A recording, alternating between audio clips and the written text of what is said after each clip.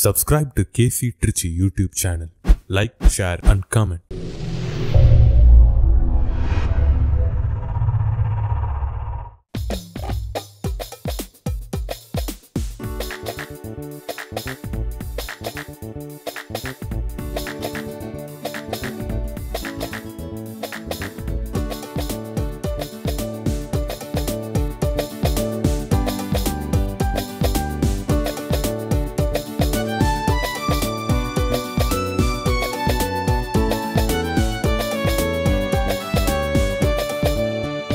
மகிழ்வோம் மகிழ்வோம் தினம் அகமகிழ்வோம் ஏசுராஜன் நம் சொந்தமாயினார்.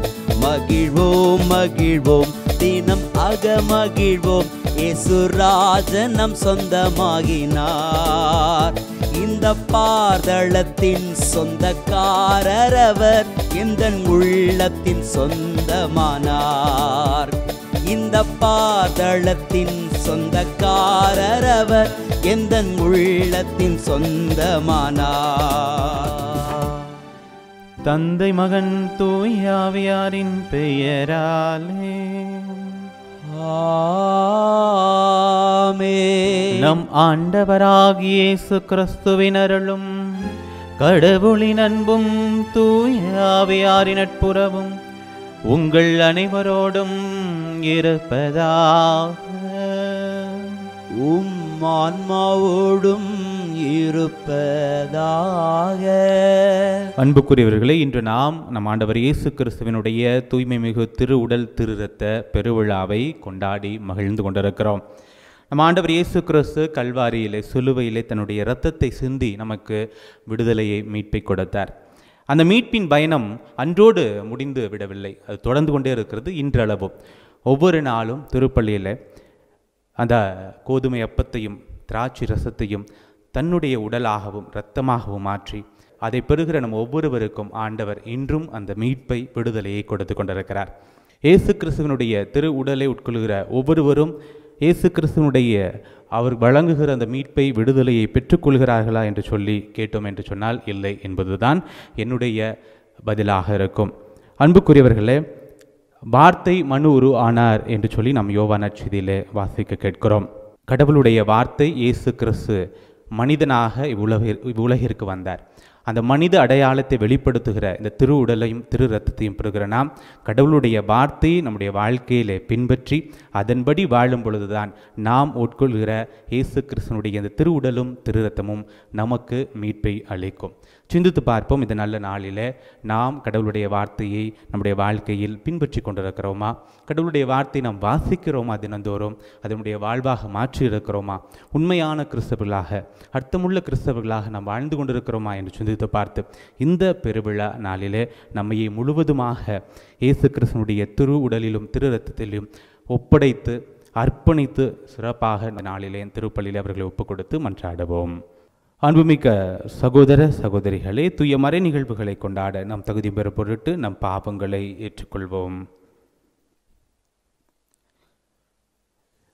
எல்லாம் வல்ல இறைவனிடமும் சகோதர சகோதரிகளே, உங்களிடமும் நான் பாவி என்று ஏற்றுக்கொள்கின்றேன். ஏனெனில் என் சிந்தனையாலும் சொல்லாலும் செயலாலும் கடமையில் தவறியதாலும் பாவங்கள் பல செய்தேன். என் பாவமே என் பாவமே என் பெரும் பாவமே. ஆகையால் எப்போதும் கன்னியான புனித மரியாவையும் வான தூதர் புனிதர் அனைவரையும் சகோதர சகோதரிகளே உங்களையும் நம் இறைவனாகிய ஆண்டவரிடம் எனக்காக வேண்டிக் கொள்ள மன்றாடுகின்றேன். எல்லாம் வல்ல இறைவன் நம் மீது இரக்கம் வைத்து நம் பாவங்களை மன்னித்து நம்மை நிலை வாழ்வுக்கு அழைத்து செல்வாராக. ஆமேன்.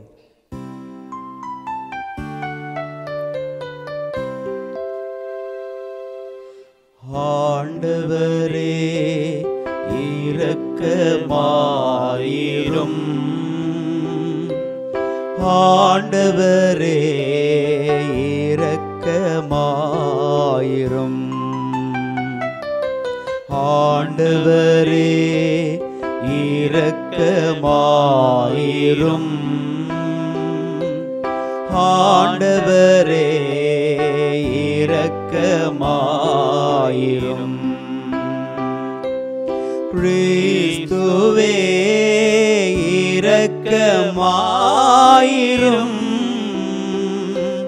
கிறிஸ்துவே இரக்கமாயிரும். ஆண்டவரே இரக்கமாயிரும். ஆண்டவரே இரக்கமாயிரும்.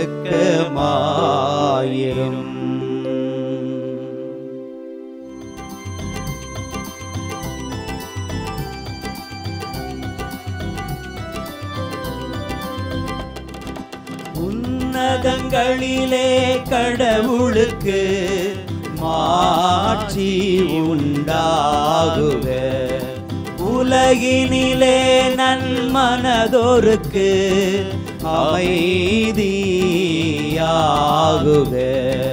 உம்மை புகழ்கின்றோம், உம்மை வாழ்த்துகின்றோம், உம்மை ஆராதிக்கின்றோம், உம்மை மாட்சிப்படுத்துகின்றோம்.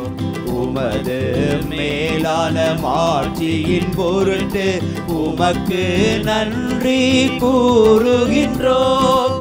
ஆண்டவராகிய இறைவா, வானுலக அரசரே, எல்லாம் வல்ல தந்தையாகிய இறைவா, ஒரே மகனாய் உதித்த ஆண்டவரே இயேசு கிறிஸ்துவே, ஆண்டவராகிய இறைவா, இறைவனின் செம்மறியே, தந்தையின் திருமகனே, உலகின் பாவங்களை போக்குபவரே, எங்கள் மேல் இரக்கமாயிரும்.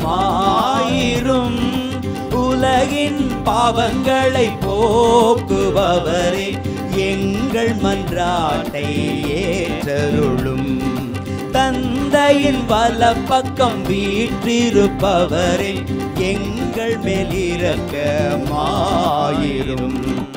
ஏனெனில் இயேசு கிறிஸ்துவே, நீர் ஒருவரே தூயவர், நீர் ஒருவரே ஆண்டவர், நீர் ஒருவரே உன்னதர், தூய ஆவியாரோடு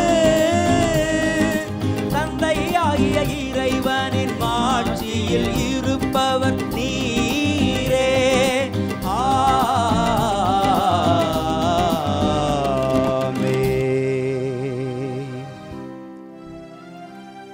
ஜெபிப்போமாக. இறைவா, இந்த வியப்புக்குரிய அருளடையாளத்தில் உம்முடைய பாடுகளின் நினைவை எங்களுக்கு விட்டுச் சென்றே. உம் திருவுடல் திரு ரத்தமாகியவற்றின் தூய மறைபொருளை வணங்கும் நாங்கள் உமது மீட்பின் பயனை இடைவிடாமல் துய்த்துணர்ந்து மகிழ அருள்வீராக. தந்தையாகிய இறைவனோடு தூய ஆவியாரின் ஒன்றிப்பில் இறைவனா என்றென்றும் வாழ்ந்து ஆட்சி செய்கின்ற உம்மை மன்றாடுகின்றோம்.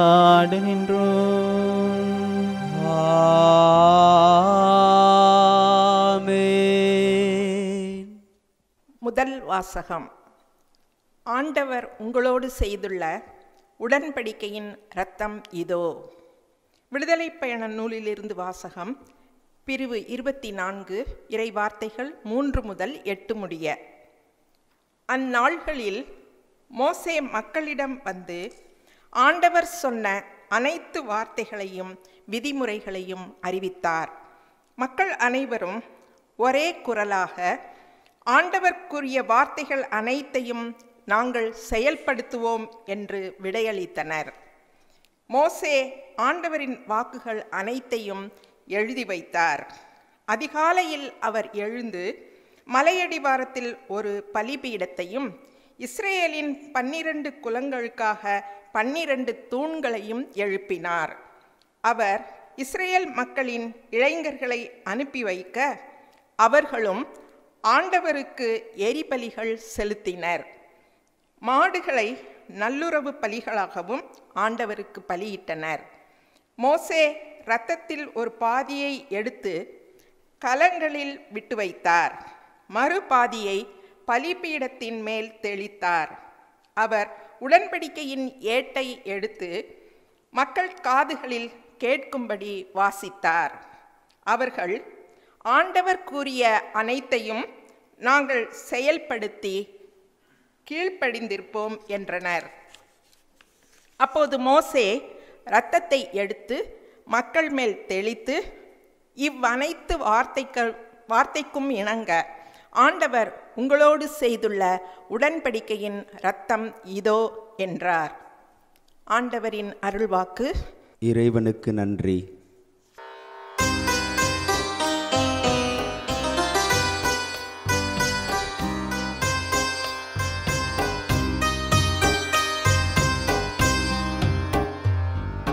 மீட்பின் கிண்ணத்தை கையில் எடுத்து ஆண்டவர் பெயரை தொழுதிடுவேன். மீட்பின் கிண்ணத்தை கையில் எடுத்து ஆண்டவர் பெயரை தொழுதிடுவேன்.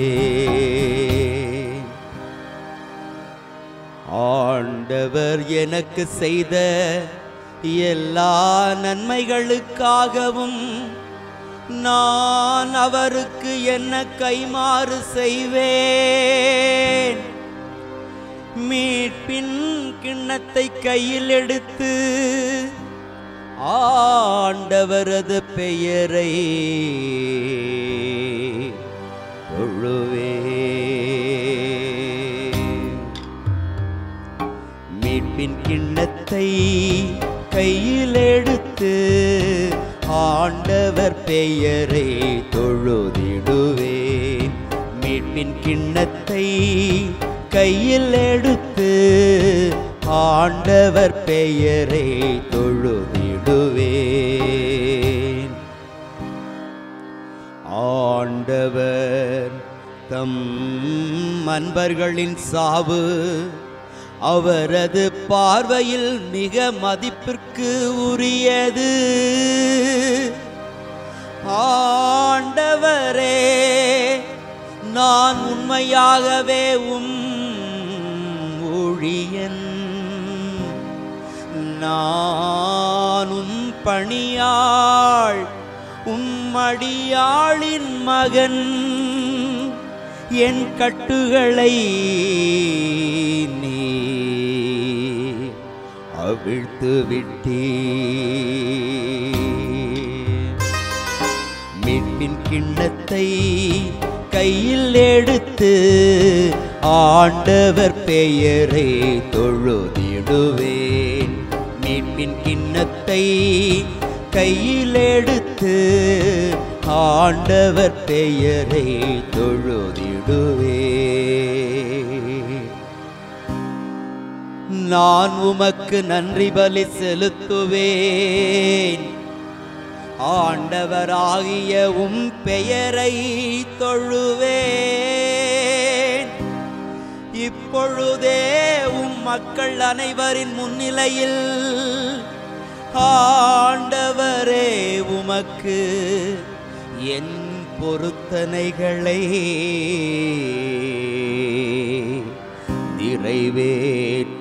நிறைவேற்றுவேன்.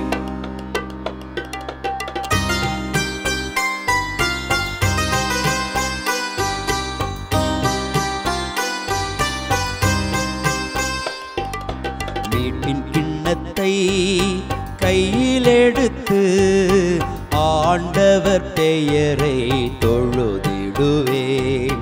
மீட்பின் கிண்ணத்தை கையில் எடுத்து ஆண்டவர் பெயரை தொழுதிடுவேன். ஆண்டவர் பெயரை தொழுதிடுவேன். ஆண்டவர் பெயரை தொழுதிடுவேன். இரண்டாம் வாசகம். கிறிஸ்துவின் இரத்தம் நம் மனசான்றை தூய்மைப்படுத்துகிறது. எபிரேயருக்கு எழுதப்பட்ட திருமுகத்திலிருந்து வாசகம். அதிகாரம் 9, இறை வார்த்தைகள் 11 முதல் 15 முடிய. சகோதரர் சகோதரிகளே, கிறிஸ்து தலைமை குருவாக வந்துள்ளார். அவர் அருளும் நலன்கள் இப்போது நமக்கு கிடைத்துள்ளன. அவர் திருப்பணி செய்யும் கூடாரம் முன்னதை விட மேலானது, நிறைவு மிக்கது. அது மனிதர் கையால் அமைக்கப்பட்டது அல்ல, அதாவது படைக்கப்பட்ட இவ்வுலகை சார்ந்தது அல்ல. அவர் பலியாக படைத்த இரத்தம் வெள்ளாட்டு கிடாய்கள், கன்று குட்டிகள் ஆகியவற்றின் இரத்தம் அல்ல, அவரது சொந்த இரத்தமே. அவர் ஒரே ஒரு முறை தூயகத்திற்குள் சென்று எக்காலத்திற்கும் என அதை படைத்து நமக்கு என்றுமுள்ள மீட்பு கிடைக்கும்படி செய்தார். வெள்ளாட்டு கிடாய்கள், காளைகள் இவற்றின் இரத்தமும் கிடாரியின் சாம்பலும் தீட்டுப்பட்டவர்கள் மீது தெளிக்கப்படும்போது சடங்கு முறைப்படி அவர்கள் தூய்மை பெறுகிறார்கள். ஆனால் கிறிஸ்துவின் இரத்தம் வாழும் கடவுளுக்கு நாம் வழிபாடு செய்யுமாறு சாவுக்கு அழைத்து செல்லும் செயல்களிலிருந்து நம் மனசான்றை எத்துணை மிகுதியாய் தூய்மைப்படுத்துகிறது. ஏனெனில் என்றுமுள்ள தூய ஆவியினால் தம்மை தாமே கடவுளுக்கு மாசற்ற பலியாக கொடுத்தவர் அவரே. இவ்வாறு அவர் புதிய உடன்படிக்கையின் இணைப்பாளராய் இருக்கிறார். கடவுளால் அழைக்கப்பட்டவர்கள் அவரால் வாக்களிக்கப்பட்ட என்றும் நிலைக்கும் உரிமை பேற்றை பெறுவதற்கென்று இந்த உடன்படிக்கை உண்டானது. இது ஒரு சாவின் மூலம் ஏற்படுத்தப்பட்டது. இந்த சாவு முந்திய உடன்படிக்கையை மீறி செய்த குற்றங்களிலிருந்து மீட்பளிக்கிறது. ஆண்டவரின் அருள்வாக்கு. இறைவனுக்கு நன்றி.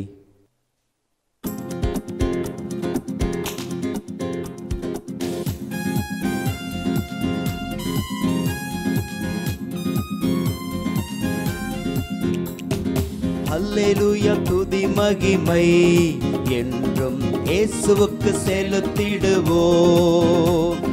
அல்லேலூயா, துதி மகிமை என்றும் இயேசுவுக்கு செலுத்திடுவோம்.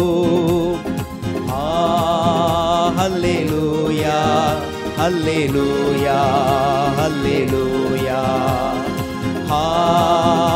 அல்லேலூயா, அல்லேலூயா, அல்லேலூயா. விண்ணகத்திலிருந்து இறங்கி வந்த வாழ்வு தரும் உணவு நானே. இந்த உணவை எவராவது உண்டால் அவர் என்றுமே வாழ்வார் என்கிறார் ஆண்டவர். அல்லேலூயா, அல்லேலூயா, துதி மகிமை என்றும் இயேசுவுக்கு செலுத்திடுவோம். அல்லேலூயா, துதி மகிமை என்றும் இயேசுவுக்கு செலுத்திடுவோம். அல்லேலூயா, அல்லேலூயா, அல்லேலூயா, அல்லேலூயா, அல்லேலூயா, அல்லேலூயா. ஆண்டவர் உங்களோடு இருப்பாராக. ஆன்மாவோடும் இருப்பாராக.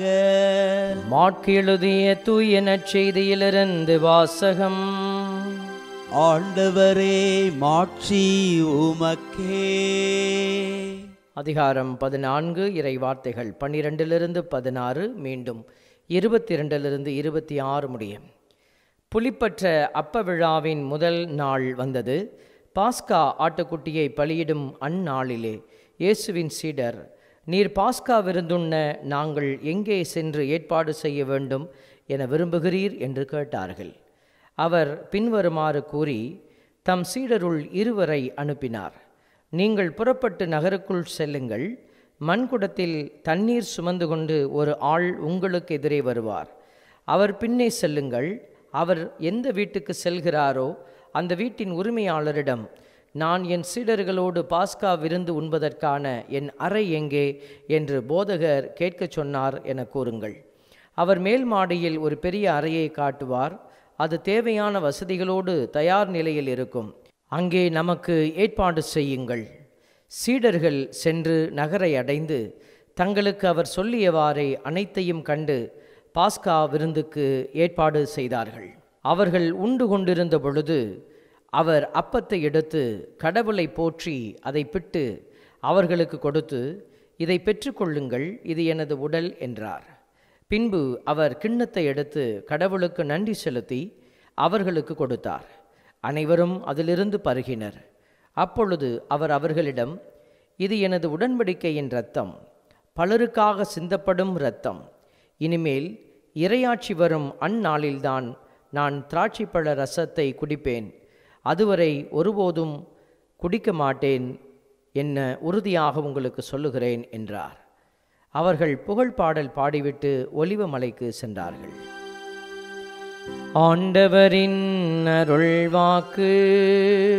கிறிஸ்துவே உமக்கு புகழ். ஆண்டவருக்குள் பிரியமான சகோதர சகோதரிகளே, இந்த அருமையான நாளில் ஆண்டவருடைய பிரசன்னத்திலே இறைவார்த்தையினுடைய அந்த ஆசீர்வாதமான ஒரு நேரத்தில் உங்களை சந்திப்பதில் பெருமகிழ்ச்சி அடைகிறோம். ஆண்டவர் பாருங்க, அவருடைய திருவுடலையும் திரு இரத்தத்தையும் நமக்கு உணவாக விட்டு சென்ற அந்த அபிஷேகமான விழாவை நாம் கொண்டாடுகிறோம். இந்த திருவுடல் திரு இரத்தம் என்கிற இந்த கான்செப்ட் நம்மளுடைய கத்தோலிக்க திரு அவையில் நம்ம வைத்திருக்கக்கூடிய இந்த ஒரு நம்பிக்கை வழிபாட்டு முறையானது பல விதத்திலே கேள்விக்கு உட்படுத்தப்பட்ட ஒரு காரியமாக இருக்கிறது. அது எப்படி தான் அது கேள்விக்கு உட்படுத்தப்பட்டாலும் திரு அவை நமக்கு கற்றுக் கொடுக்கிற பாடம் மிக தெளிவாக இருக்கிறது. அந்த பாடத்தின் அடிப்படையிலே நம்ம இந்த திருவுடல் திரு இரத்தத்தினுடைய ஆழத்தை புரிந்து கொண்டு நாம் இன்னும் அதிகம் ஆண்டவருடைய அன்புக்குள்ளே கடந்து வர ஆண்டவர் நம்மை அழைத்து கொண்டு இருக்கிறார். திருச்சபை நம்மை அழைக்கிறது. இந்த திருவுடல் திரு இரத்தம், இது எதுக்கு இயேசு இப்படி செய்யணும்? நிறைய பேர் இதை இயேசு இப்படி சொன்ன உடனேயும் எல்லாரும் சண்டை போட்டுக்கிட்டு போயிட்டாங்க இயேசு மேலே.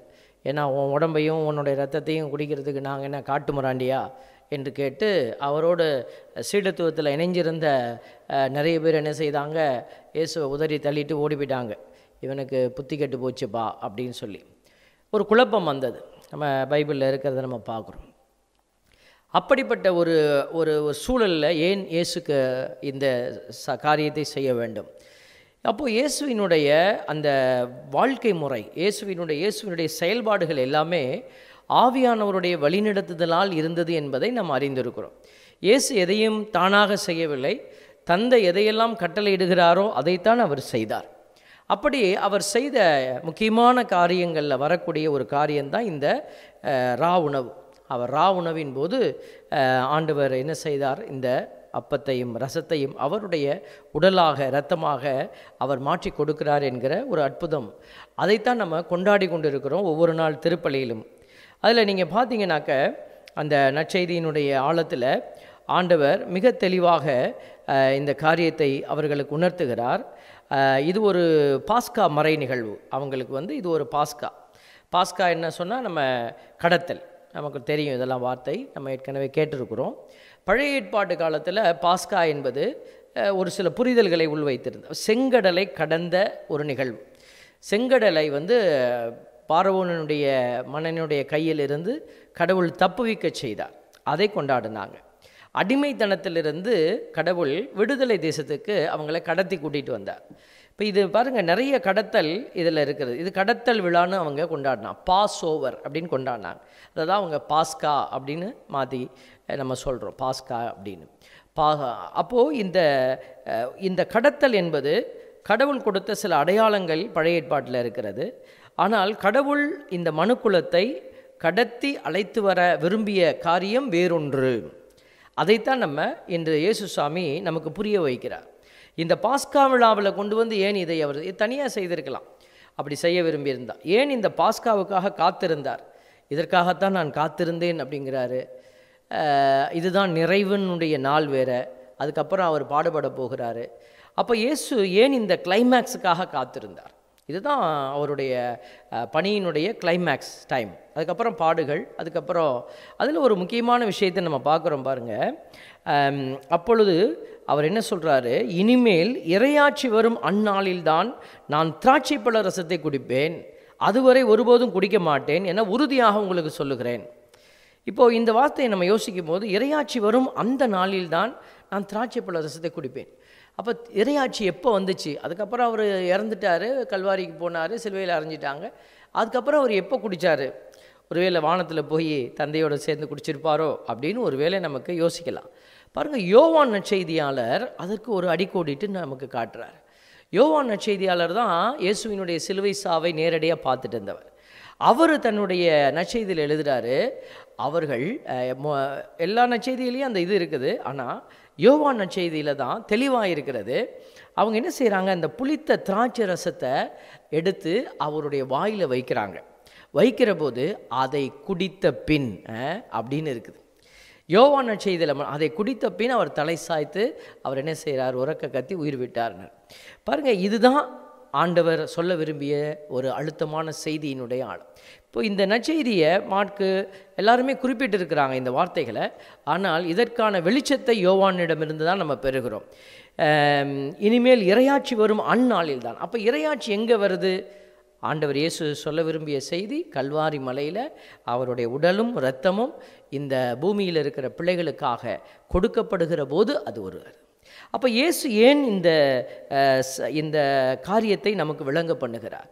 இதை ஏன் கொண்டு போய் ஒரு அப்பத்திலையும் ரசத்திலையும் வைக்கிறார்? இதனுடைய கல்வாரி பலியினுடைய அந்த உடன்பாடு என்ன? இது உடன்படிக்கையினுடைய அழுத்தம், உடன்படிக்கையினுடைய ஒரு வெளிப்பாடு. ஒரு புதிய உடன்படிக்கையை கடவுள் செய்கிறார். நம்ம இறைவாக்கினர்கள் நூலில் எரேமியாவிலலாம் பார்த்தீங்கன்னாக்க, புதிய உடன்படிக்கையை உங்களோடு செய்வேன், I will make a new covenant with you அப்படின்னு இந்த வார்த்தை வந்துக்கிட்டே இருக்கும், புதிய உடன்படிக்கை புதிய உடன்படிக்கை. அப்போ மக்களுக்கு புரியல, இது என்ன புதிய உடன்படிக்கைனா என்னன்னு. அதுதான் ஆண்டவர் இயேசு கிறிஸ்து வழியாக கடவுள் செய்ய முற்பட்ட ஒரு புதிய உடன்படிக்கை. அது மனிதர்கள் உணர்ந்து கொள்ள முடியாத ஒரு அபிஷேகம், ஆசீர்வாதம். நம்மளுடைய அறிவில் எட்டு பார்க்க முடியாது. மூவரு தேவனினுடைய நிலையை நம்மளால் புரிஞ்சு கொள்ள முடியாது. அகுஸ்தினார் கடற்கரையில் நடந்துகிட்டு இருக்கும்போது ட்ரினிட்டியை பற்றி யோசிச்சார், மூவரு தேவன் எப்படி செயல்படுறாருன்னு. அப்போ ஒரு குழந்தை, அந்த கதையை கேட்டிருப்பீங்க நீங்கள், அது தண்ணியை கொண்டு போய், கடல் தண்ணியெல்லாம் கையில் கொண்டு போய் ஒரு குழியில் ஊற்றுது. அப்போது அவர் கேட்குறாரு, என்னப்பா செய்கிற, இந்த கடலில் இருக்கிற தண்ணியெல்லாம் கொண்டு வந்து இந்த குழியில் வைக்கிறேன்.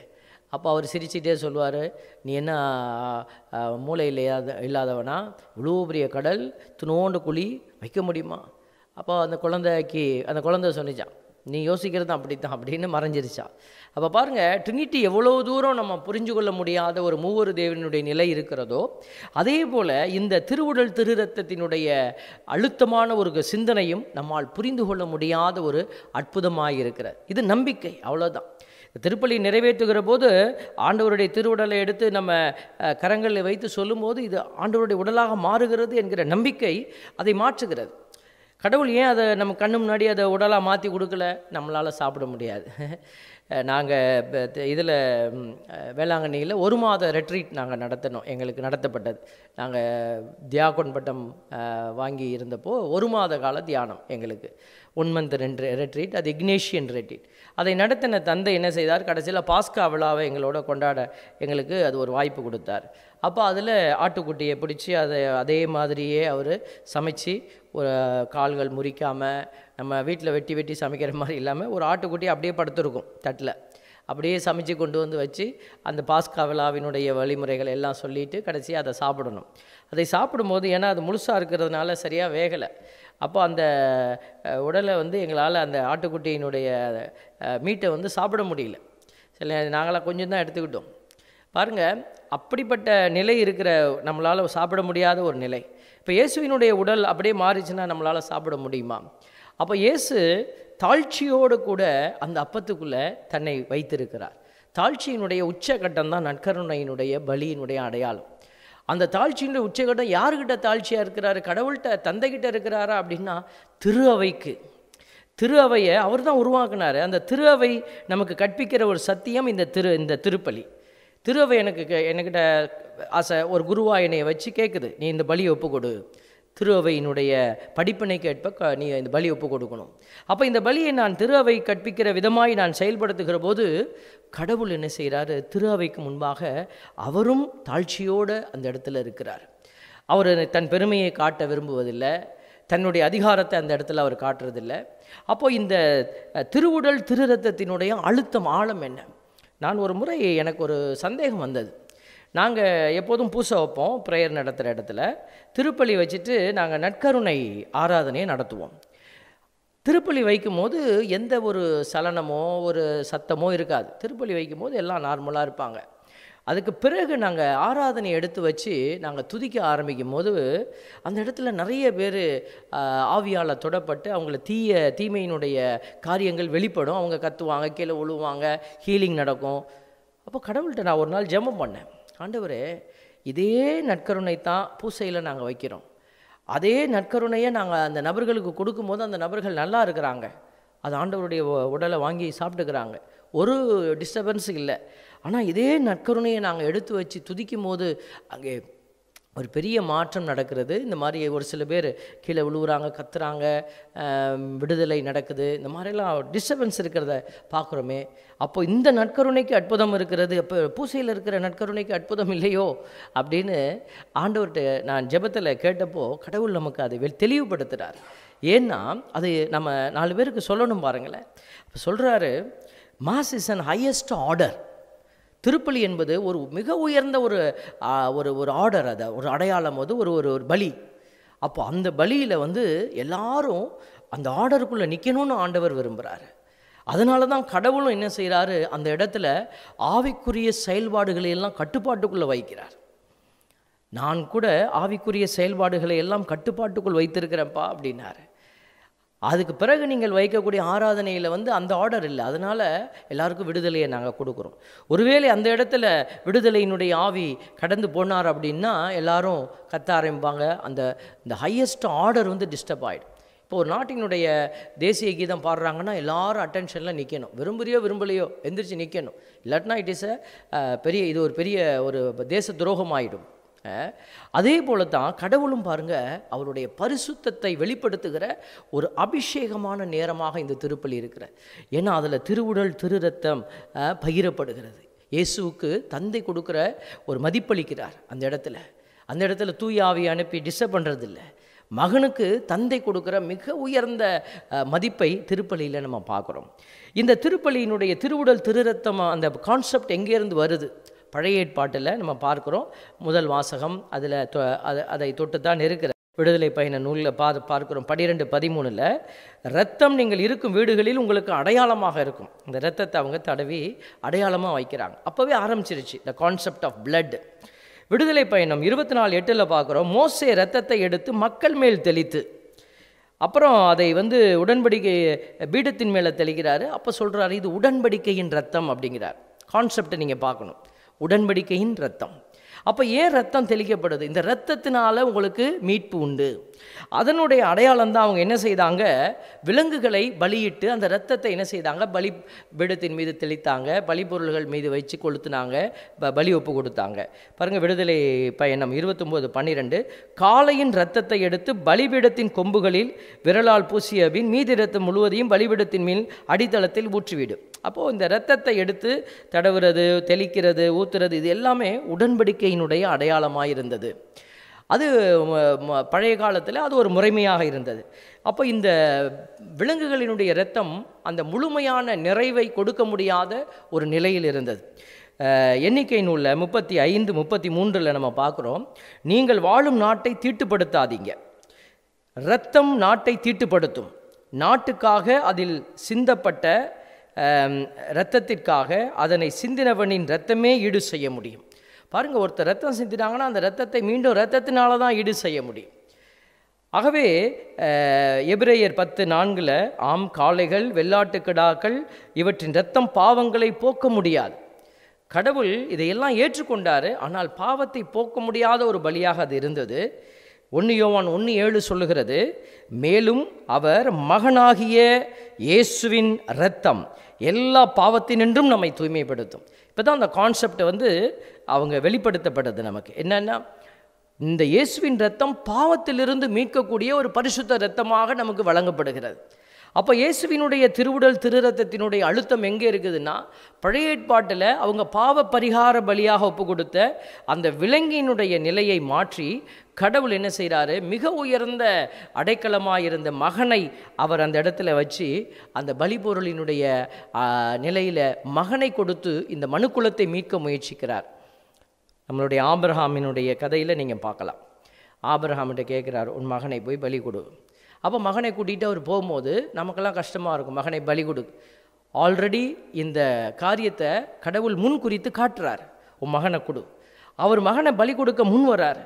ஒரு ஆபிரகாம், ஒரு மனுஷனே தன் மகனை கடவுள் கேட்டுட்டாருன்னு பலி கொடுக்க முன் வரும்போது கடவுள் அதைவிட இரக்கம் மிகுந்தவர் அல்லவா. அவர் அந்த நேரத்தில் அதை நிப்பாட்டிட்டார். ஆனால் அந்த அடையாளத்தை அவர் எங்கே காட்ட, இதுதான் நடக்க போகுது ஆபிரகாம், நீ புரிந்து கொள், இதைத்தான் நான் செய்ய போகிறேன், என் மகனை நான் கொடுக்க போகிறேன். அப்படி அவர் முன் வெளிப்படுத்தின காரியம் மகனிலே வெளிப்பட்டது.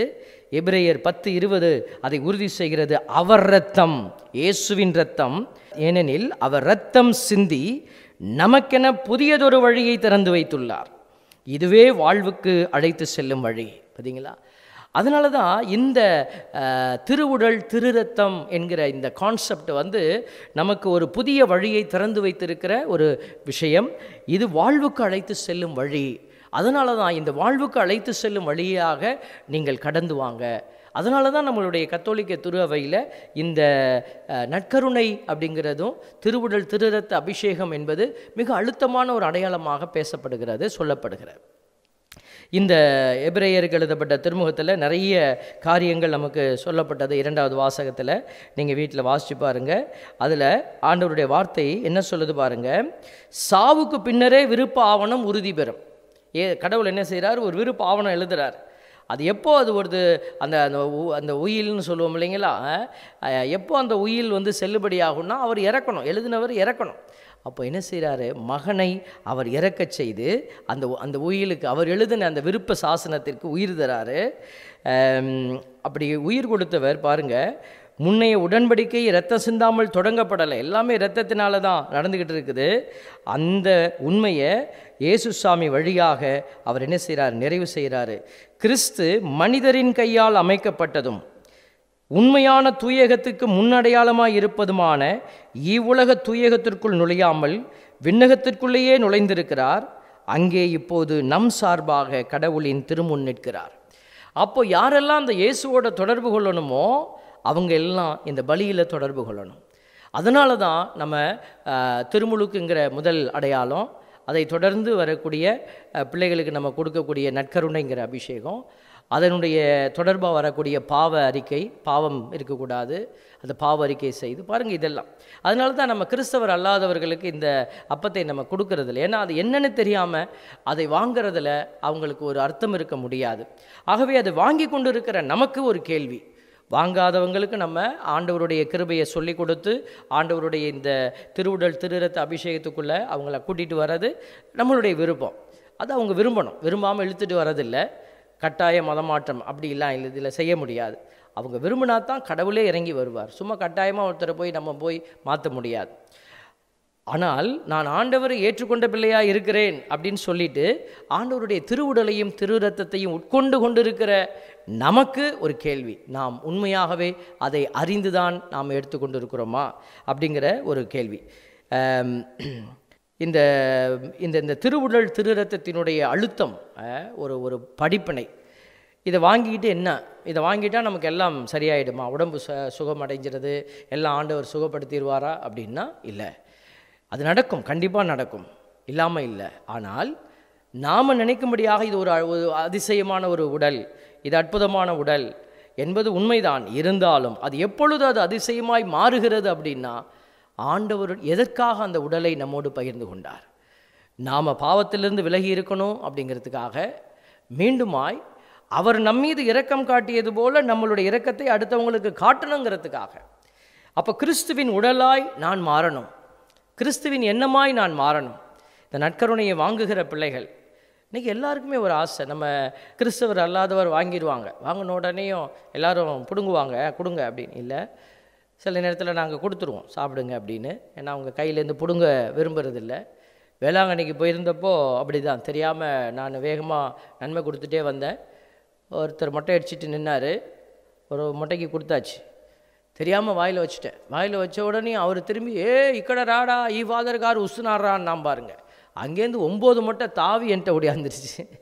அப்புறம் அந்த செக்யூரிட்டியெல்லாம் வந்து தடுத்து நிறுத்திட்டாங்க. அப்புறம் பார்த்தா எல்லாருமே கிறிஸ்தவர் அல்லாதவங்க. பாருங்கள், அவங்களாம் ஆசையாக இருக்கிறாங்க. இன்றைக்கி நாம் ஆசையாக இருக்கிறோங்கிறத விட அதிகாரத்தோடு இருக்கிறோம். இந்த நற்கருணையை நான் வாங்கிறதுக்கு தகுதி உள்ளவனாக இருக்கிறேன் அப்படின்னு நம்ம, ஏன்னா நான் கிறிஸ்தவன், நான் நன்மை வாங்கிட்டேன், அதனால் you have to give me. அந்த மாதிரிலாம் நம்ம டிமாண்ட் பண்ணுறதுக்கு குருக்கள்கிட்ட டிமாண்ட் பண்ணலாம், ஆனால் ஆண்டவர்கிட்ட நம்ம டிமாண்ட் பண்ண முடியாது. அந்த நற்கருணையை வாங்கிறதுக்கு நம்ம தகுதி உள்ளவனாக இருக்கிறோமாங்கிறத நம்ம பார்த்துட்டு, தகுதி இல்லைன்னா எந்திரிக்கவே கூடாது, நம்ம உட்காந்துக்கணும். அந்த தகுதியைத்தான் பவுலடியார் பேசுவார் பாருங்களேன். பவுலடியார் சொல்கிற, அவருடைய திருமுகத்தில் சொல்கிற காரியம்தான் ரொம்ப முக்கியமானது. அவர் சொல்கிறாரு, நான் இந்த காரியத்தெல்லாம் மற்றவங்ககிட்டேருந்து கேட்டு தெரிஞ்சிக்கல, நான் ஆண்டவரிடமிருந்து நேரடியாக பெற்றுக்கொண்ட காரியம் எது தெரியுமா? அவர் பாடுபட மனமு வந்து தம்மை கையளித்த போது அப்பத்தை எடுத்து வானுயர்த்தி நன்றி செலுத்தி, இந்த ரா உணவினுடைய அந்த அற்புதமான வார்த்தைகளை அவர் அழகாய் அப்படியே சொல்லுவார். சொல்லிட்டு சொல்லுவார், இது மனுஷன்ட்டேருந்து நான் வாங்கலை, இது ஆண்டவரிடமிருந்து நேரடியாக நாம் பெற்றுக்கொண்டது. அதனால தான் அவர் திருவுடல் திருரத்த காரியத்தை அழுத்தமாய் பேசுவார்.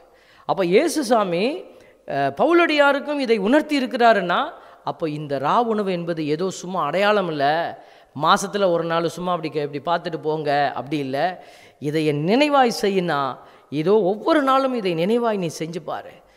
ஆண்டவருடைய அப்போ நினைவாய் செய்கிறதுனா என்ன? நான் இயேசுவாய் மாறுறது. அந்த இயேசுவாய் மாறி நான் ஒவ்வொரு நாளும் இயேசுவாய் நாம் பரிணமிக்கணும். இரக்கம் காட்டுறவங்களுக்கு இரக்கம் காட்டணும். கண்மூடி போகிறதல்ல, இயேசு கண்மூடி போனவர் அல்ல.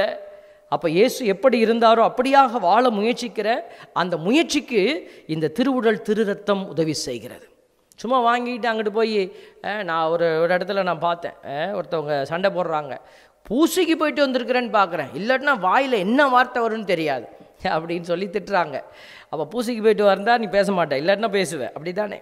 அப்போ பாருங்கள், நம்ம இதை ஒரு சடங்காய் வைத்திருக்கிறோம். நற்கருணையை வாங்கிறது ஒரு சடங்கு. இங்கிட்டு போய் நம்முடைய வாழ்க்கை முறை வேறு. அப்படி அல்ல. மற்றவங்களுக்கு அப்படி இருக்கலாம், ஆனால் நமக்கு கிறிஸ்துவை சார்ந்தவங்களுக்கு அப்படி அல்ல.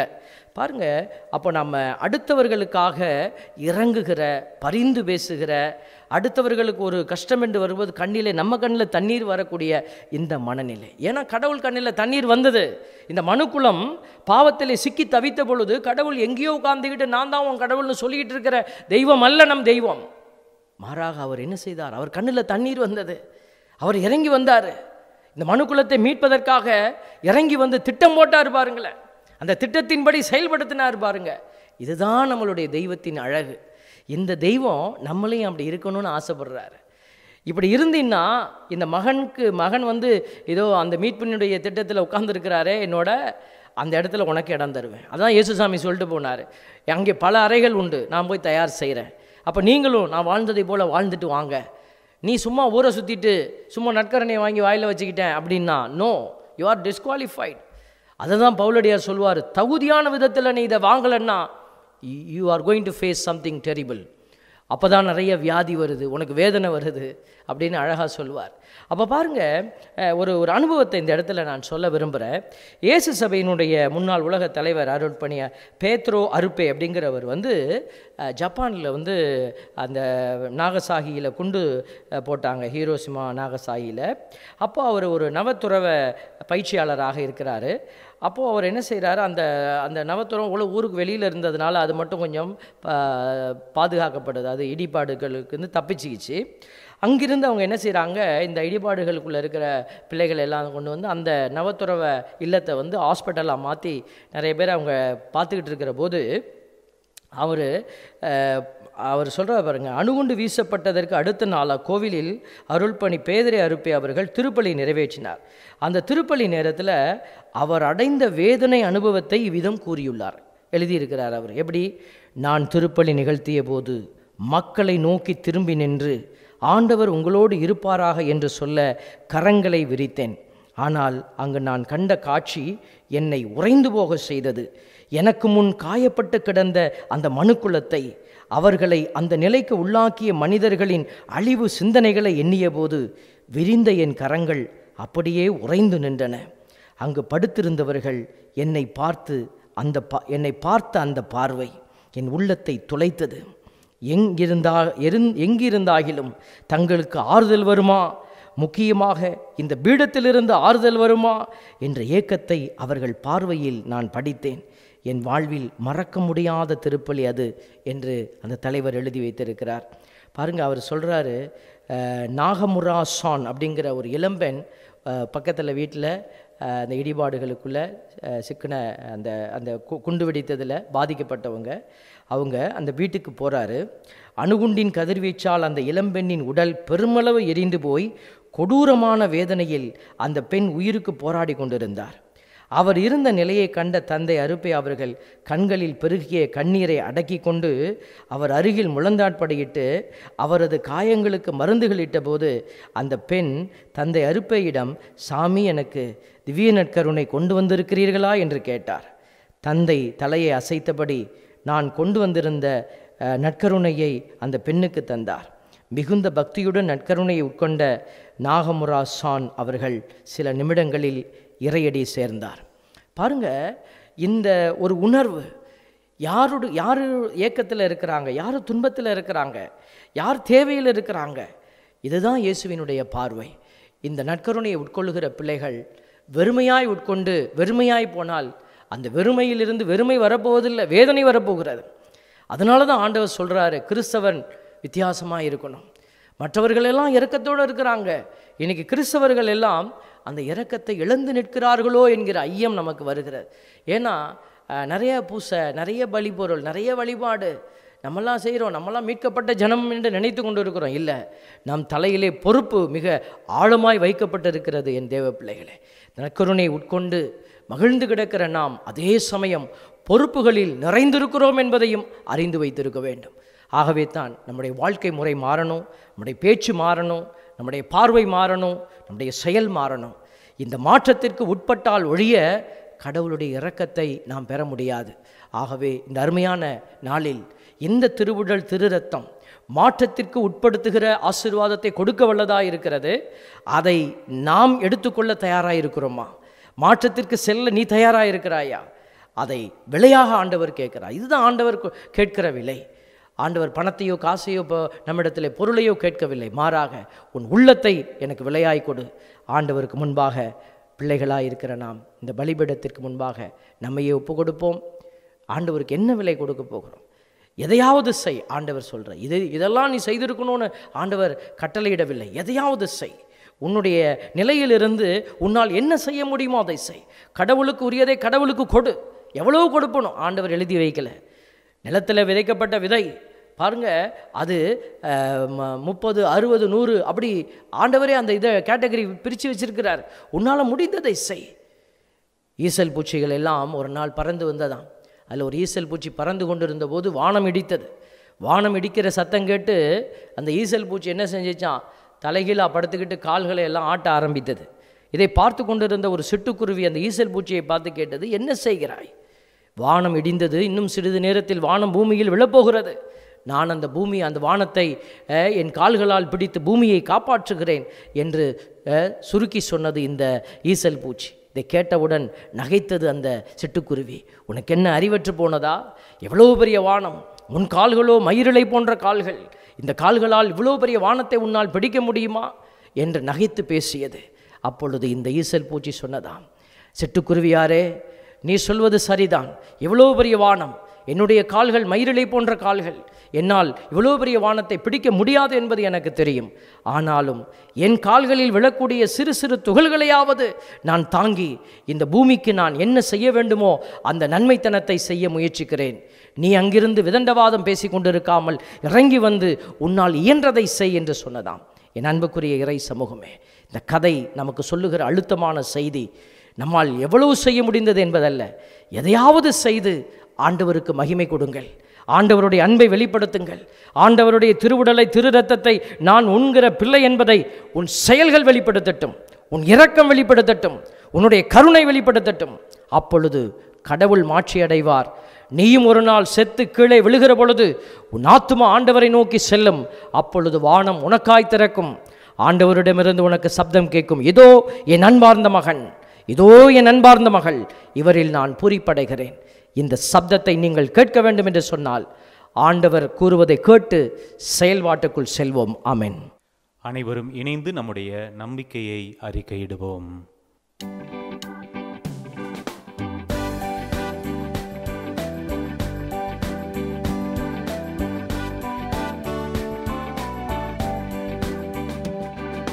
விண்ணையும் மண்ணையும் படைத்தவராம் கடவுள் ஒருவர் இருக்கின்றார்.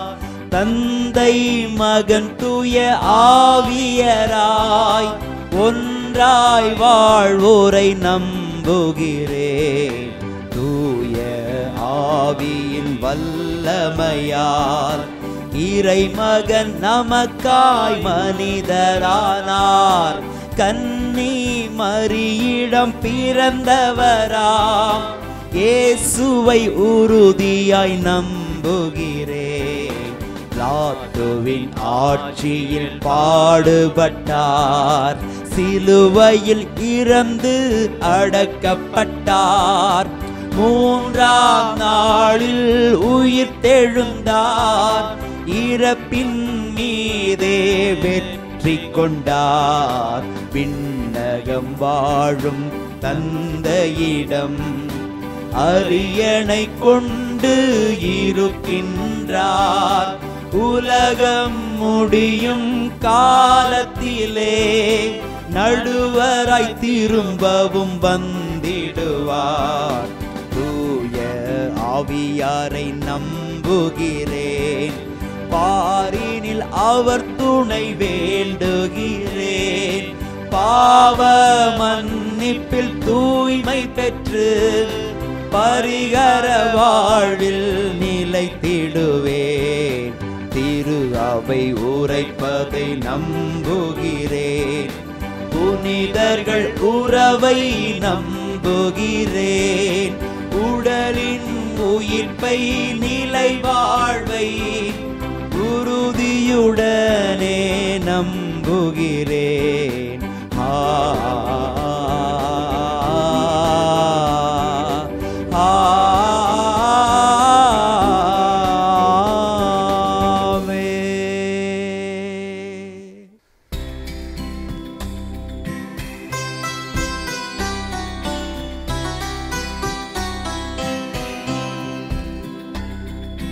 சமர்ப்பணம் செய்தேன் இறைவா, உறவினை வளர்க்கும் தூதனாக என்னையே தந்தேன் தலைவா. சமர்ப்பணம் செய்தேன் இறைவா, உறவினை வளர்க்கும் தூதனாக என்னையே தந்தேன் தலைவா. சமர்ப்பணம் செய்தேன் இறைவா, இறைவா, இறைவா.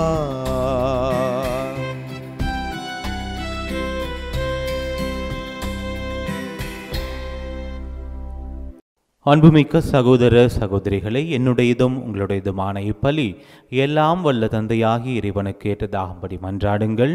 ஆண்டவர் தமது பெயரின் புகழ்ச்சிக்காகவும் மாட்சிக்காகவும் நமது நன்மைக்காகவும் புனித திரு அவை அனைத்தின் நலனுக்காகவும் உமது கையிலிருந்து இப்பலியை ஏற்றுக்கொள்வாராக. ஆண்டவரே, நாங்கள் ஒப்புக் கொடுக்குமே காணிக்கைகள் உமது மீட்பின் மறைபொருளை குறித்து காட்டுகின்றன. அதனால் உமது திரு அவைக்கு ஒற்றுமை அமைதியாகிய கொடைகளை கனிவுடன் தந்தருள்வீராக. எங்கள் ஆண்டவராகிய இயேசு கிறிஸ்து வழியாக உம்மை மன்றாடுகின்றோம்.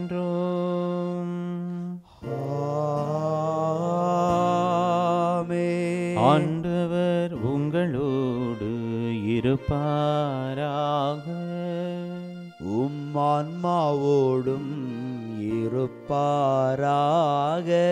இதயங்களை மேலே எழுப்புங்கள், ஆண்டவரிடம் எழுப்பியுள்ளோம். நம் இறைவனாகிய ஆண்டவருக்கு நன்றி கூறுவோம். அது தகுதியும் நீதியும் ஆனதே.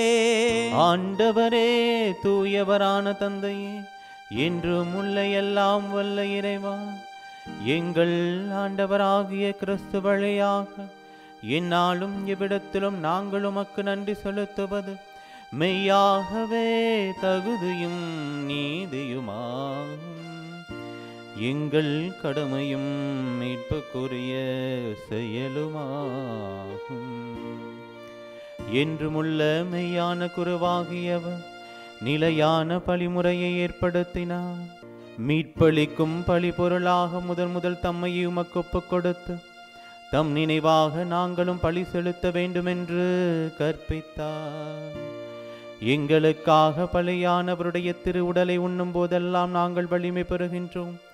அவர் எங்களுக்காக சிந்திய திரு இரத்தத்தை பருகும் போதெல்லாம் நாங்கள் கழுவப்பட்டு தூய்மை அடைகின்றோம்.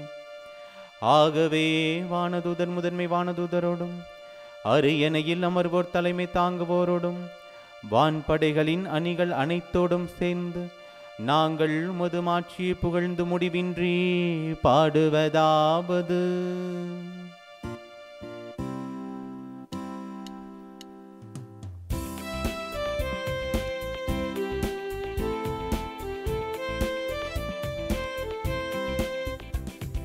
தூயவர் தூயவர் தூயவர், வான்படைகளில் கடவுளாம் ஆண்டவர். விண்ணகமும் மண்ணகமும் உமது மாட்சியால் நிறைந்துள்ளன. உன்னதங்களிலே ஓசன்னா, உன்னதங்களிலே ஓசன்னா. ஆண்டவர் பெயரால் வருகிறவர் ஆசி பெற்றவர். உன்னதங்களிலே ஓசன்னா, உன்னதங்களிலே ஓசன்னா. ஆண்டவரே, நீர் மெய்யாகவே தூயவர், தூய்மை அனைத்துக்கும் ஊற்று. ஆகவே உம்முடைய ஆவியை பொழிந்து இக்காணிக்கைகளை தூய்மைப்படுத்த உம்மை வேண்டுகின்றோம். இவ்வாறு எங்கள் ஆண்டவர் இயேசு கிறிஸ்துவின் உடலும் இரத்தமுமாக எங்களுக்கு இவை மாறுவனவாக. அவர் பாடுபட உளம் கனிந்து தம்மை கையளித்த போது அப்பத்தை எடுத்து நன்றி செலுத்தி அதை பிட்டு தம் சீடர்களுக்கு அளித்து அவர் கூறியதாவது: அனைவரும் இதிலிருந்து பெற்று உண்ணுங்கள், ஏனெனில் இது உங்களுக்காக கையளிக்கப்படும் என் உடல்.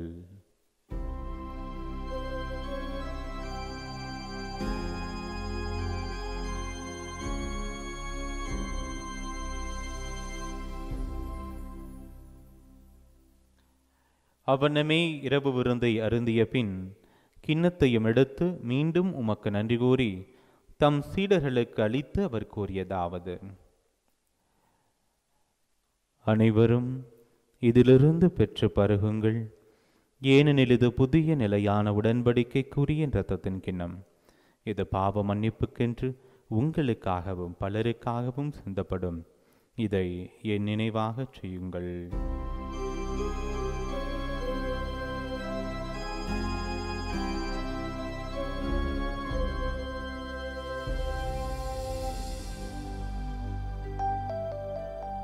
நம்பிக்கையின் மறைபொருள்.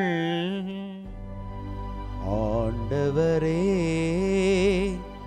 நீர் வருமளவும் உமது இறப்பினை அறிக்கையிடுகின்றோ, உமது உயிர்ப்பினையும் எடுத்துரைக்கின்றோ. ஆகவே ஆண்டவரே, நாங்கள் கிறிஸ்துவின் இறப்பினையும் உயிர்ப்பினையும் நினைவு கூர்ந்து வாழ்வு தரும் அப்பத்தையும் மீட்பளிக்கும் கிண்ணத்தையும் உமக்கு ஒப்புக் கொடுக்கின்றோம். உம் திருமுனின்று உமக்கு ஊழியம் புரிய தகுந்தவர்களை நீங்கள் ஏற்றுக்கொண்டீர். எனவே உமக்கு நன்றி செலுத்துகின்றோம். மேலும் கிறிஸ்துவின் உடலிலும் இரத்தத்திலும் பங்கு கொள்ளும் எங்களை தூய ஆவியார் ஒன்று சேர்க்க வேண்டுமென உம்மை தாழ்மையுடன் மன்றாடுகின்றோம். ஆண்டவரே, உலகெங்கும் பரவியிருக்கும் அது திரு அவையை நினைவு கூர்ந்தருளும். எங்கள் திருத்தந்தை பிரான்சிஸ், எங்கள் ஆயர் ஆரோக்கியராஜ், எல்லா திருநிலையினராகிய அனைவரோடும் முது திரு அவை அன்பில் நிறைவு பெற செய்தருளும். ஆண்டவரே, உம்முடைய திருமுன்னின்று மன்றாடி ஜெபித்து கொண்டிருக்கிற ஒவ்வொரு குடும்பத்தினரையும் தேவரீர் நிறைவை காண செய்வீராக. உயிர்த்தலும் எதிர்நோக்குடன் துயில் கொள்ளும் எங்கள் சகோதர சகோதரிகளையும் இறந்தோர் அனைவரையும் இரக்கத்துடன் நினைவு கூர்ந்து உமது திருமுக ஒளியினுள் ஏற்றருளும். எங்கள் அனைவர் மீதும் இரக்கமாயிரும். கடவுளின் கன்னித்தாயான புனித மரியா, அவருடைய கணவரான புனித யோசேப்பு, புனித திருத்தூதர்கள், இவ்வுலகில் முக்குகந்தவராயிருந்தோராகிய புனிதர் அனைவருடனும் நாங்கள் நிலைவாழ்வில் பங்கு கொள்ளும் தகுதி பெற்று உம் திருமகன் இயேசு கிறிஸ்து வழியாக உம்மை புகழ்ந்தேத்து மரமருள உம்மை மன்றாடுகிறோம். இவர் வழியாக இவரோடு இவரில் எல்லாம் வல்ல இறைவனாகிய தந்தையே, தூய ஆவியாரின் ஒன்றிப்பில் எல்லா புகழும் ஆட்சியும் என்றென்றும் உமக்கு உரியதே.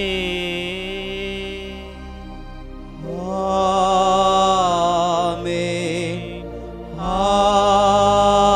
ஆமென், ஆமென்.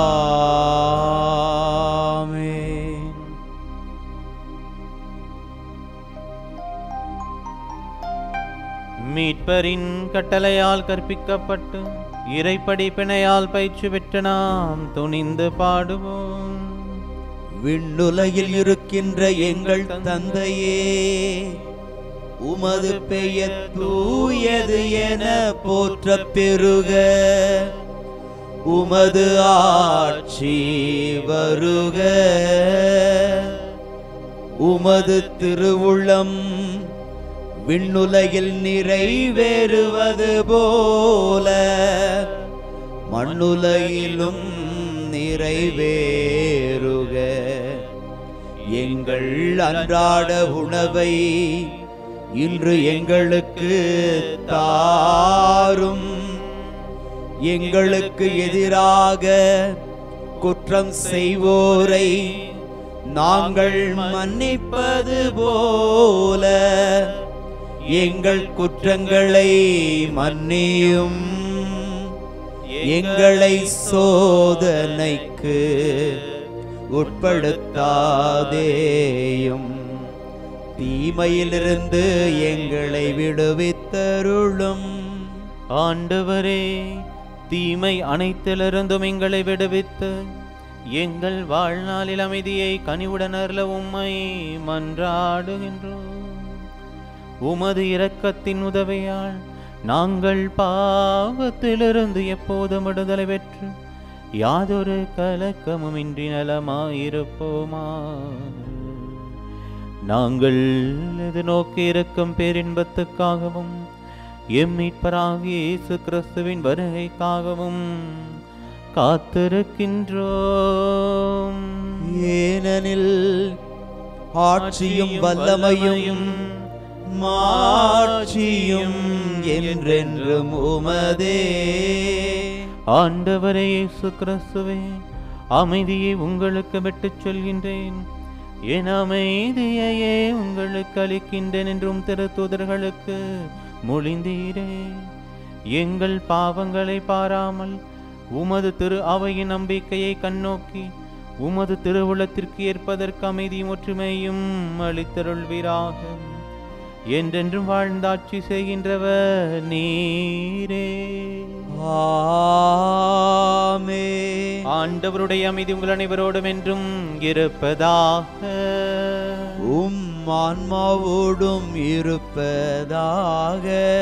ஒருவருக்கொருவர் ஆண்டவருடைய அமைதியை மகிழ்ச்சியோடு பகிர்ந்து கொள்வோம்.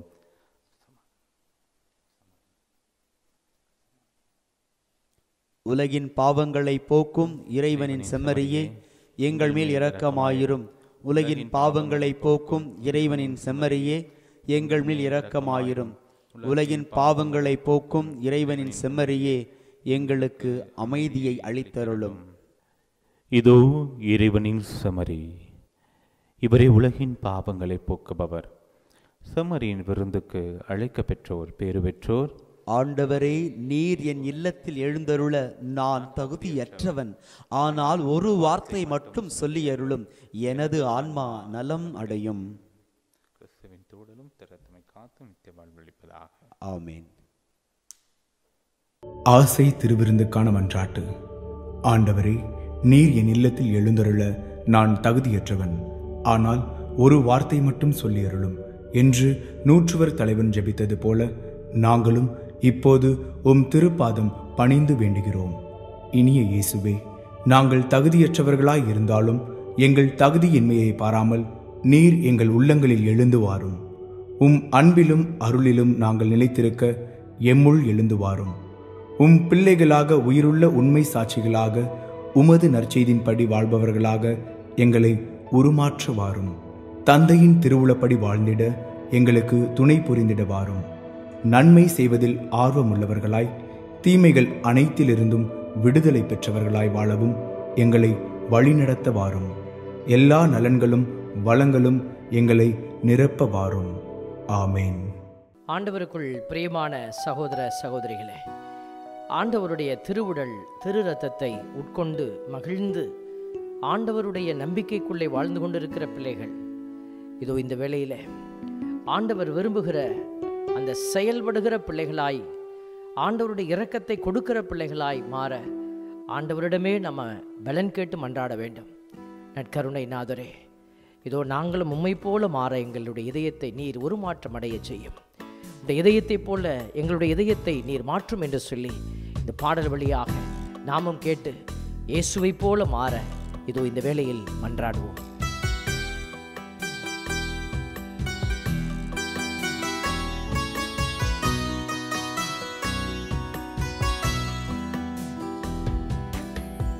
நற்கருணை நாதரே, என்னில் துணையாக வாருமே. நற்கருணை நாதரே, என்னில் துணையாக வாருமே. நற்கருணை நாதரே, என்னில் துணையாக வாருமே. நற்கருணை நாதரே, என்னில் துணையாக வாருமே. மாறாத பாசம் வைத்தேன் இவ்வேளை, துணையாக வாருமே, துணையாக வாருமே. மனம் திறந்து பேச மறுரூபமாகிட துணையாக வாருமே, துணையாக வாருமே. நற்கருணை நாதரே, என்னில் துணையாக வாருமே. நற்கருணை நாதரே, என்னில் துணையாக வாருமே. ஆண்டவரே, எனது சதையை உண்டு எனது இரத்தத்தை குடிக்கிறவர் என்னோடு இணைந்திருப்பார் என்று நானும் அவரோடு இணைந்திருப்பேன் என்று வாக்குமொழிந்தவரே, இதோ நாங்கள் உம்முடைய திருவுடல் திரு இரத்தத்தை நம்பிக்கையோடு உட்கொண்டு இதோ உம்மை அரசராக எங்களுடைய உள்ளத்து ராஜாவாக ஏற்றுக்கொண்டிருக்கிறோம். ஆண்டவரே, எங்களோடு இணைந்து நீர் எங்களுக்குள்ளே மாற்றங்களை கொடுத்து உமக்கு உகந்த பாத்திரங்களாக, உமக்கு உகந்த நல்ல பணியாளர்களாக ஆண்டவரே எங்களை உருமாற்றுவீராக. கனிந்துருகும் அன்பில் கரையேற்றம் பெறவே துணையாக வாருமே, துணையாக வாருமே. கனிந்துருகும் அன்பில் கரையேற்றம் பெறவே துணையாக வாருமே, துணையாக வாருமே. கருணை கண் கொண்டு என் கதியே என்னோடு துணையாக வாருமே, துணையாக வாருமே. கருணை கண் கொண்டு என் கதியே என்னோடு துணையாக வாருமே, துணையாக வாருமே. நற்கருணை நாதரே, என்னில் துணையாக வாருமே. நற்கருணை நாதரே, என்னில் துணையாக வாருமே. நற்கருணை நாதரே, என்னில் துணையாக வாருமே. நற்கருணை நாதரே, என்னில் துணையாக வாருமே. ஆண்டவரே, இதோ நான் உங்களை திக்கற்றவர்களாக விடமாட்டேன். நான் உங்களுக்கு ஒரு துணையாளரை, மற்றொரு துணையாளரை கொடுப்பேன் என்றேன். இதோ நீர் ஒரு துணையாளர், மற்றொரு துணையாளராம் தூய ஆவியானவரை உங்களுக்கு கொடுப்பேன். அவர் முழு உண்மையை நோக்கி உங்களை வழிநடத்துவார் என்று எங்களுக்கு வாக்குமொழிந்தீரே. அந்த நற்கருணை ஆண்டவர் இதோ நீரே உம்முடைய தூய ஆவியை அனுப்பி எங்களை முழு உண்மையை நோக்கி வழிநடத்துவீராக. நாங்கள் உண்மை அறிந்து செயல்பட ஆற்றல் தாரும் ஆண்டவரே.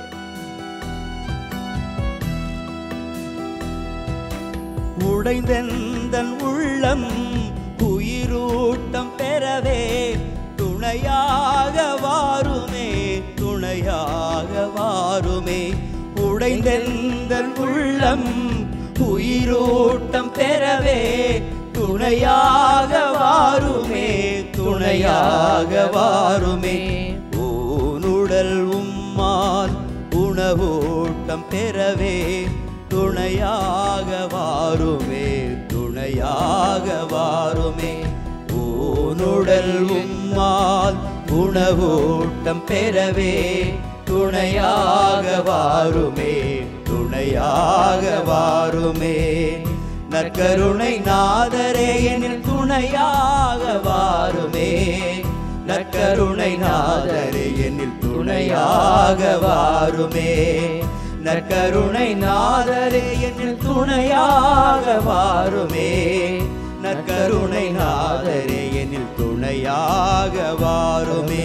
இயேசுவே இயேசுவே இயேசுவே இயேசுவே இயேசுவே இயேசுவே கருணை நாதரே இயேசுவே இயேசுவே.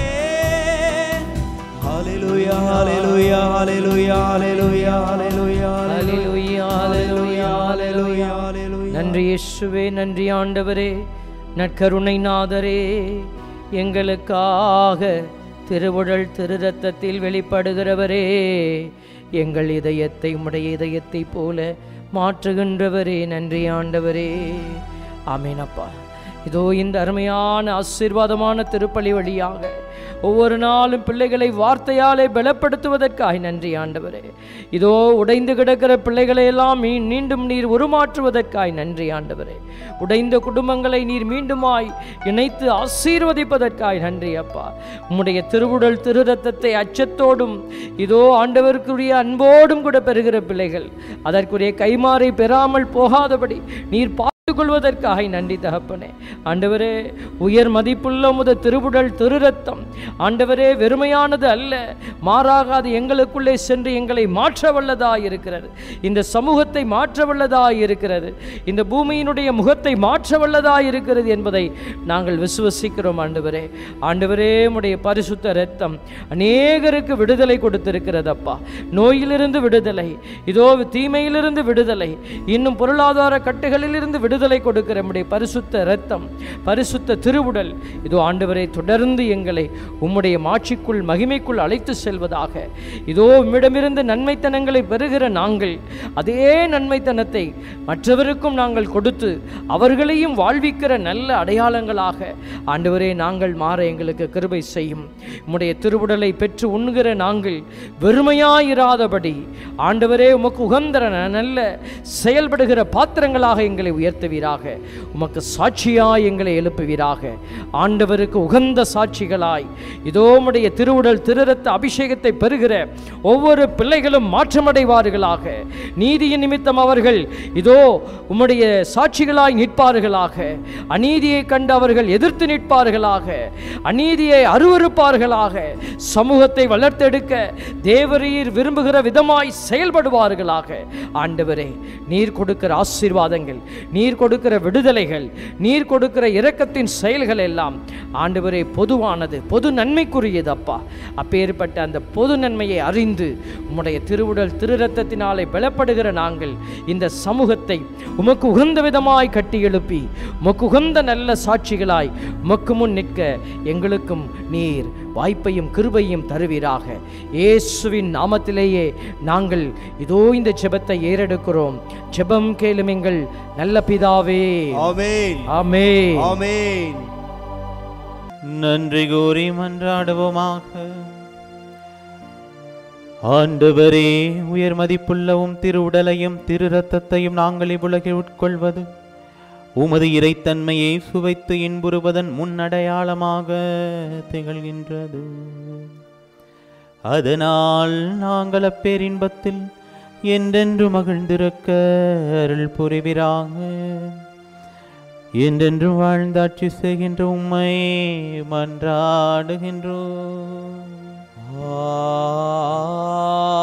ஆமென். ஆண்டவர் உங்களோடு இருப்பாராக.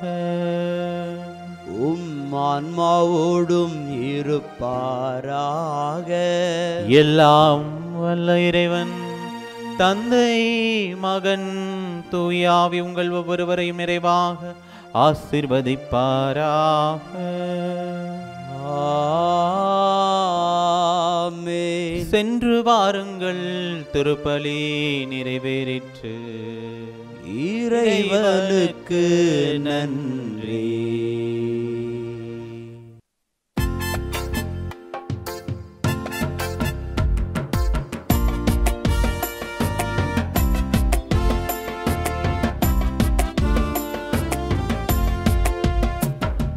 நன்றி என்றும் பாடுவேன் என் இனிய தேவனே, நன்மை செயல்கள் செய்த உந்தன் அன்பை பாடியே.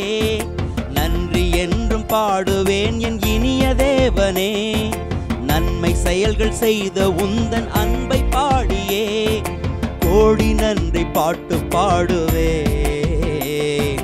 காலமெல்லாம் வாழ்த்து கூறுவே. கோடி நன்றி பாட்டு பாடுவே, காலமெல்லாம் வாழ்த்து கூறுவே.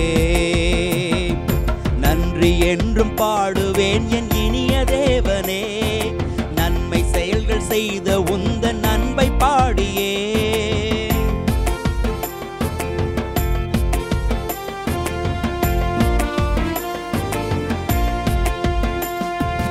உயிர்கள் யாவும் வாழ நல் உலகை படைத்ததால், உறவு வாழ்வில் வளர நல் உள்ளம் உறைந்ததால், நிஜங்கள் யாவும் நிலைக்க நற்செய்தி தந்ததால், நிழல்கள் துன்பம் மறைய திருவிருந்தை அளித்ததால், பகிர்ந்து வாழ்வில் வளர நல் மனதை கொடுத்ததால், பரமன் அன்பில் வாழ அருள் வரங்கள் பொழிந்ததால், பகிர்ந்து வாழ்வில் வளர நல் மனதை கொடுத்ததால், பரமன் அன்பில் வாழ அருள் வரங்கள் பொழிந்ததால், நன்றி என்றும் பாடுவேன் என் இனிய தேவனே, நன்மை செயல்கள் செய்த உந்தன் அன்பை பாடியே.